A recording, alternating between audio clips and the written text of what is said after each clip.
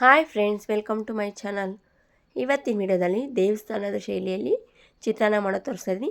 ಈ ಚಿತ್ರಾನ್ನಕ್ಕೆ ಈರುಳ್ಳಿ ಬೆಳ್ಳುಳ್ಳಿ ಏನು ಬಳಸದೆ ಸಿಂಪಲ್ಲಾಗಿ ಸಿಂಪಲ್ ಮೆಥಡಲ್ಲಿ ಹೇಗೆ ಮಾಡೋದು ಅಂತ ನೋಡೋಣ. ಅದಕ್ಕೂ ಮುಂಚೆ ಫಸ್ಟ್ ಟೈಮ್ ಯಾರ್ಯಾರೆಲ್ಲ ನೋಡ್ತಾ ಇದ್ದೀರೋ ವಿಡಿಯೋನ ಪ್ಲೀಸ್ ಸಬ್ಸ್ಕ್ರೈಬ್ ಮಾಡ್ಕೊಳ್ಳಿ. ಎಲ್ಲ ವೀಡಿಯೋಸು ನೋಡ್ಬೋದು.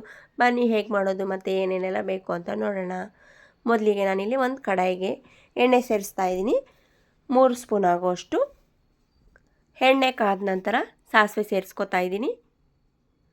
ನಂತರ ಕರಿಬೇವು ಸೇರಿಸ್ತಾ ಇದ್ದೀನಿ. 1 ಸ್ಪೂನ್ ಕಡಲೆಬೇಳೆ ಹಾಗೆ 2 ಸ್ಪೂನ್ ಆಗೋಷ್ಟು ಕಡಲೆ ಬೀಜ ಸೇರಿಸ್ತಾ ಇದ್ದೀನಿ. ನೀವು ನಿಮ್ಮ ಕ್ವಾಂಟಿಟಿಲಿ ನೋಡಿಕೊಂಡು ಸೇರಿಸ್ಕೋಬೇಕು. ಇದನ್ನು ಗೋಲ್ಡನ್ ಕಲರ್ ಬರೋವರೆಗೂ ಚೆನ್ನಾಗಿ ಫ್ರೈ ಮಾಡ್ಕೋಬೇಕು. ನಾನಿಲ್ಲಿ ಕಡಲೆ ಬೀಜ ಮತ್ತು ತೆಂಗಿನ ಎಣ್ಣೆ ಎರಡೂ ಎಣ್ಣೆ ಮಿಕ್ಸ್ ಮಾಡಿ ಎಣ್ಣೆ ಸೇರಿಸ್ಕೊಂಡಿದ್ದೀನಿ. ಅದರಿಂದ ಸ್ವಲ್ಪ ನಿಧಾನ ಫ್ರೈ ಆಗೋದು. ಆರೋಗ್ಯಕ್ಕೂ ಒಳ್ಳೆಯದು, ಫ್ಯಾಟ್ ಎಲ್ಲ ಕಡಿಮೆ ಇರುತ್ತೆ ಇದರಿಂದ.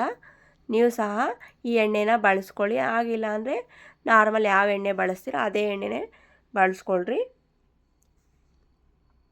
ನಂತರ ಖಾರಕ್ಕೆ ಹಸಿಮೆಣ್ಸಿನ್ಕಾಯಿ ಸೇರಿಸ್ಕೊತಾ ಇದ್ದೀನಿ. 6ರಿಂದ 7 ಆಗೋಷ್ಟು ಹಸಿಮೆಣ್ಸಿನ್ಕಾಯಿ ಸೇರಿಸ್ಕೊತಾ ಇದ್ದೀನಿ. ಫ್ರೈ ಮಾಡಿಕೊಂಡು ಚಿಟಿಕೆ ಅರಿಶಿನ ಪುಡಿ ಸೇರಿಸ್ತಾ ಇದ್ದೀನಿ ಕಲರ್ಗೆ. ರುಚಿಗೆ ತಕ್ಕಷ್ಟು ಉಪ್ಪು ಸೇರಿಸ್ಕೊಂಡು ಮಿಕ್ಸ್ ಮಾಡ್ಕೋಬೇಕು. ನೋಡಿ, ಇದು ಫ್ರೈ ಆಗಿದೆ. ಈಗ ಇದಕ್ಕೆ ರೆಡಿ ಮಾಡಿಟ್ಟಿರೋಂಥ ವೈಟ್ ರೈಸ್ ಅನ್ನ ಸೇರಿಸ್ಕೊತಾ ಇದ್ದೀನಿ. ಅನ್ನನ ಚೆನ್ನಾಗಿ ಮಿಕ್ಸ್ ಮಾಡ್ಕೋಬೇಕು. ಗೊಜ್ಜೆಲ್ಲ ಮಿಕ್ಸ್ ಆಗೋ ರೀತಿ ಚೆನ್ನಾಗಿ ಮಿಕ್ಸ್ ಮಾಡ್ಕೋಬೇಕು. ನಂತರ ಇದಕ್ಕೆ 2 ಸ್ಪೂನ್ ಆಗೋಷ್ಟು ನಿಂಬೆ ರಸ, ಒಂದು ನಿಂಬೆಹಣ್ಣು ಕಟ್ ಮಾಡಿ ನಿಂಬೆ ರಸ ಸೇರಿಸ್ಕೊತಾ ಇದ್ದೀನಿ.